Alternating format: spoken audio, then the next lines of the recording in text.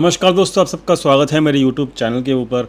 दोस्तों, कल हमने अपने वीडियो में डिस्कस किया था कि अब धीरे धीरे मार्केट जो है अपने सपोर्ट के आसपास पहुंचने जा रही है और मार्केट के अंदर जो है अभी धीरे धीरे एक बेस बनेगा, जिसके बाद आपको दिखेगा कि यहाँ पर आपके लॉन्ग्स बनने तैयार होंगे और शॉर्ट करने का जो लेवल है वो अब धीरे धीरे सपोर्ट के आसपास नहीं बनेगा। तो मैंने आपको यही कहा था कि मैं अब सपोर्ट के आसपास जैसे जैसे मार्केट जाएगा तो मैं वहाँ पे शॉर्ट नहीं करूँगा। तो ये हमारी कल के दिन बात हुई थी और एक और रूल मैंने आपको समझाया था, साइकोलॉजी समझाई थी कि भाई अगर मार्केट गैप अप होता है तो यहाँ पर लॉन्ग नहीं करना चाहिए, मार्केट का गैप डाउन होता है तो यहाँ पर शॉर्ट नहीं करना चाहिए।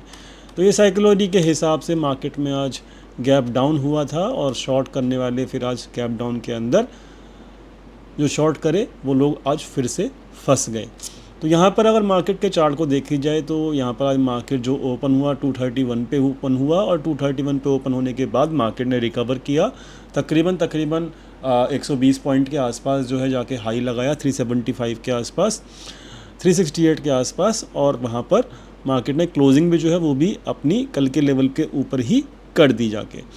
एक चीज़ यहाँ पर देखने वाली थी आज के दिन के, यहाँ पर जो विक्स है वो आज के दिन बहुत ज़्यादा नहीं बढ़ा, तो ये एक थोड़ा सा स्टेबलाइज कर सकता है मार्केट को।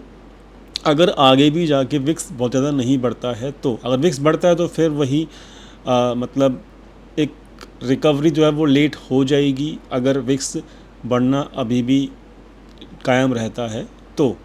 ठीक है दोस्तों, तो दोस्तों यहाँ पर मार्केट जो है इस वक्त 50 डे मूविंग एवरेज को सपोर्ट कर रही है। लगातार 2 दिन हो गए हैं, 1 दिन और 2 दिन।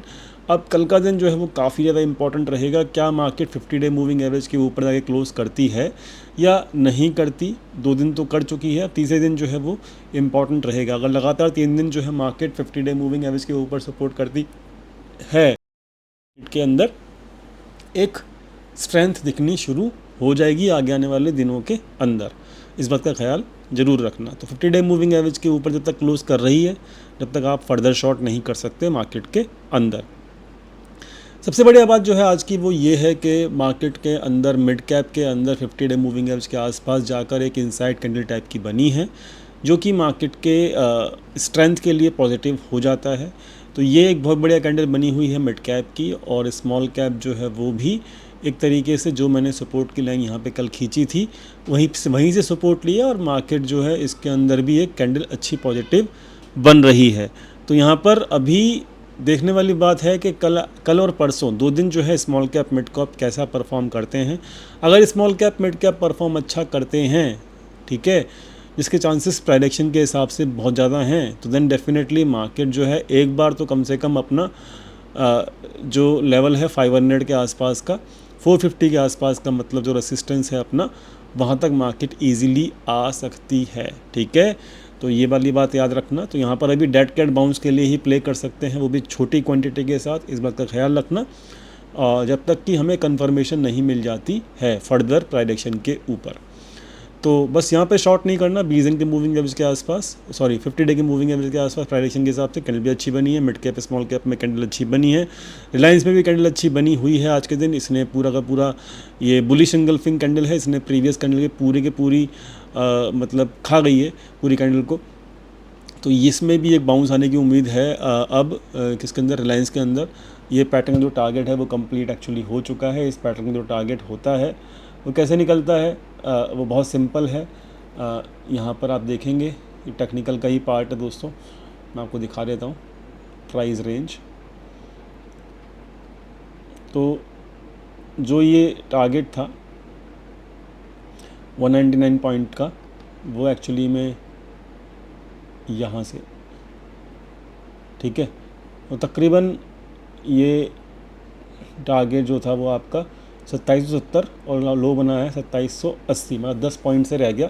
तो ठीक है, मतलब कोई दिक्कत नहीं है, बट ये टारगेट जो है इस वाले पैटर्न का कंप्लीट हो चुका है।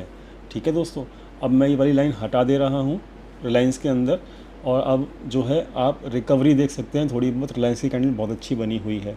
तो यहाँ पर जो पॉजिटिव कैंडल्स बनी हुई हैं वो बहुत ज़्यादा हैं इस वक्त चार्ट के ऊपर। मिड कैप के अंदर अच्छी है, स्मॉल कैप के अंदर अच्छी है, रिलायंस के अंदर भी अच्छी है। लेकिन अब ये वाली जो लाइन है रेसिस्टेंस का काम करेगी, इस बात का ख्याल ज़रूर रखना। ठीक है। तो अभी जो है एक डेड कैट बाउंस के लिए आप प्ले कर सकते हो, वो भी छोटी क्वांटिटी के साथ, इस बात का ख्याल रखना। ठीक है। बात अगर मैं करूं तो यहाँ पर अगर मैं बात करना चाहूँ तो मैंने निफ्टी की बात कर ली, रिलायंस की बात कर ली, स्मॉल कैप मिड कैप की बात कर ली। बात कर लेते हैं फटाफट से HDFC बैंक की।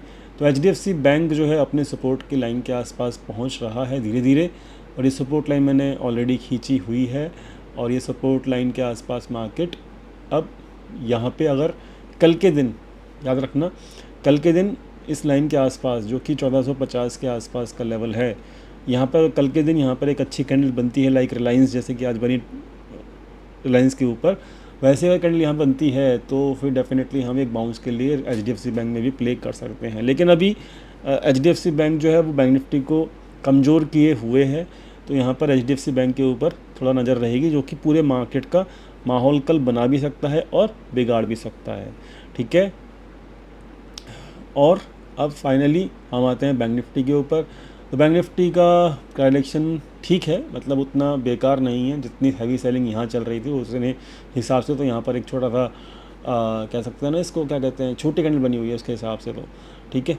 और यहाँ पर बस अगर आज HDFC बैंक साथ दे देता तो यहाँ पर ये चीज़ बैंक निफ्टी भी थोड़ा सा पॉजिटिव कैंडल बना देती, लेकिन चलो कोई बात नहीं, विक्स ने तो साथ दिया है ना, मतलब विक्स तो उतना नहीं बढ़ा ना, तो ये एक इम्पॉर्टेंट है। तो यहाँ पर ओवरऑल पॉजिटिव ज़्यादा हैं, नेगेटिव थोड़े से कम हैं। ओवरऑल डायरेक्शन जितने भी चार्ट हमने देखे हैं, तो यहाँ पर अब एक छोटा सा डेड कैट बाउंस प्ले कर सकते हैं हम। कब? बैंक निफ्टी के अंदर तभी प्ले करेंगे छोटा सा डेड कैट बाउंस जब आज का जो हाई है, ठीक है, उसके ऊपर जब मार्केट निकलेगा बैंक निफ्टी के अंदर, तभी आप केवल ये वाला हाई 48,200 इसके ऊपर जब मार्केट निकलेगा तभी आप यहाँ पर बैंक निफ्टी के अंदर लॉन्ग प्ले कर सकते हो, वो भी छोटी क्वांटिटी के साथ करना, क्योंकि यहाँ पर अभी केवल डेड कैट बाउंस की ही उम्मीद लग रही है। ठीक है। और निफ्टी के अंदर जो है वो आपका जो इम्पॉर्टेंट लेवल है अब यही लेवल है। ठीक है। 360 के आसपास, 360 के ऊपर जो है मार्केट अगर क्लोज कर देता है तो देन डेफिनेटली हम 500 के लेवल तक भी, 450 का पहला लेवल होगा जहां पर हम जाने की कोशिश करेंगे, और 520 सेकेंड लेवल होगा जहां पर हम जाने की कोशिश करेंगे। ठीक है। तो इसका ख्याल रखना, लेवल्स इंपॉर्टेंट हैं, लेवल्स मैंने दे दिए हैं। एक इंपॉर्टेंट बात मैं आपको बताना चाहूँगा कि FIIs रेगुलरली मई के मंथ में जो है यहाँ पर अप्रैल के मंथ में तो 35,000 करोड़ के आसपास की सेलिंग करी है। मई के मंथ में अभी स्टार्टिंग का 1 वीक ही बीता है और अभी 16,000 करोड़ के आसपास की सेलिंग कर दी है उन्होंने मंथ में, तो मतलब ओवरऑल बहुत ज़्यादा एग्रेसिव हैं। आज भी 6,000 करोड़ की सेलिंग की है इन लोगों ने, मतलब FIIs की मैं अगर बात करूँ तो ये FIIs ने 6600 करोड़ की सेलिंग की है।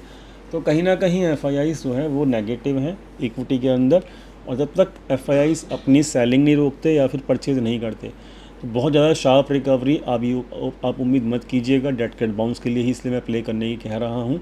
ठीक है। अगर मैं बात करूँ यहाँ पर ऑप्शन चेन की, तो ऑप्शन चेन क्या कहने की कोशिश करिए, फटाफट से चेक कर लेते हैं।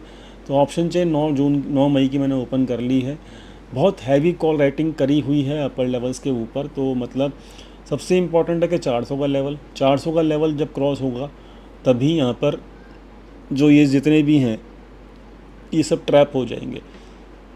ठीक है।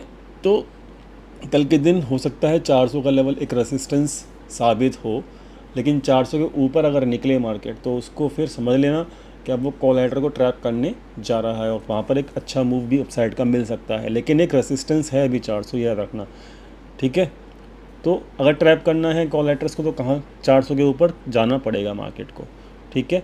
और जो सपोर्ट है इस वक्त, जो सपोर्ट अच्छा है वो इस वक्त 200 के आसपास ही सपोर्ट है। 200 पॉइंट की जो रेंज है वो यहाँ पे है मार्केट में, 200 से लेके और आपकी 400 की रेंज। ठीक है।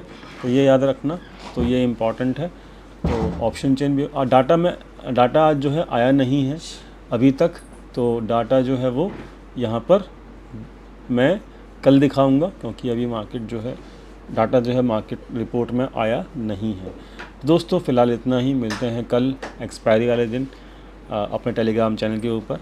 तो यहाँ पे पॉजिटिव कैंडल्स ज़्यादा बनी हुई हैं, बट क्वांटिटी जो है प्ले कम करना, अभी डेड कैट बाउंस की ही उम्मीद है, इस बात का ख्याल रखना। तो दोस्तों फ़िलहाल इतना ही, मिलते हैं कल लाइव टेलीग्राम चैनल के ऊपर, जिसका लिंक डिस्क्रिप्शन में दिया हुआ है, ज्वाइन ज़रूर कर सकते हो। Thank you so much for watching this video. Thank you.